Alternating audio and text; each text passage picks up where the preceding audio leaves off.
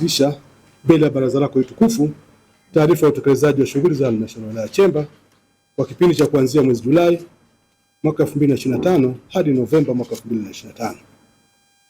Mheshimiwa Mwenyekiti, kwa kipindi hicho nilichokitaja hapo, halmashauri ya wilaya ya Chemba iliendelea kutekeleza majukumu yake kama kawaida na kwa kuzingatia miongozo mbalimbali iliyotolewa na sekretarieti ya mkoa pamoja na ofisi ya waziri mkuu TAMISEMI ya namna ya kuiongoza halmashauri.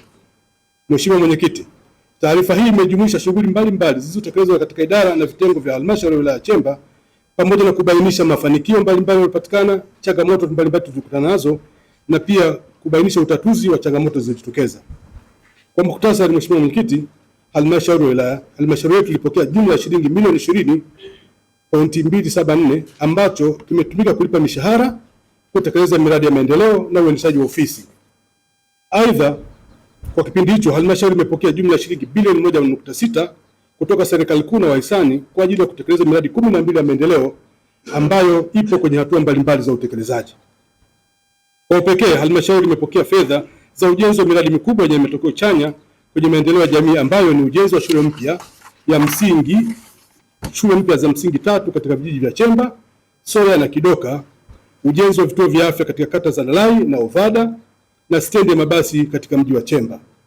Mheshimiwa Mwenyekiti, kwa upande wa makusanyo, mapato ya ndani ya halmashauri ya Chemba kwa robo ya kwanza imefikia 38% kati ya lengo la kukusanya 35% ambalo ni ongezeko, ni sawa na ongezeko la 15%, hali ambayo Mheshimiwa Mwenyekiti imepelekea halmashauri ya Chemba kuwa kinara wa ukusanyaji wa mapato katika wilaya ukilinganisha na wilaya zote 8 za mkoa wa Dodoma.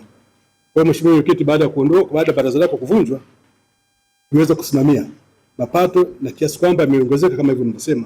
Ni hatua ambayo ya kujivunia, ambayo kazi imefanya kutoka 25% mpaka 38%, haikuwa kazi ndogo. Kwa sasa nyinyi kama ni viongozi wenzetu, naomba nilisisitize hili, mtusaidie. Bila nguvu kazi ya jamii kujitokeza kwa wingi, basi uwezekano wa ule miradi kukamilika kwa wakati ni mdogo sana. Kwa hiyo niwaombe, niwasisitize viongozi wenzangu, tunaporudi kwenye maeneo yetu, kwa wale madiwani ambao ni miradi inayotekelezwa kwenye maeneo yao, mkasimamie kwa nguvu zenu zote. Ili miradi hiyo iweze kukamilika kwa wakati. Vinginevyo itakuwa ni ngumu sana kuweza kukamilisha kwa wakati, kwa sababu wakati mwingine tunafanya lobbying ili tuweze kupata hizo fedha kwa ile miradi.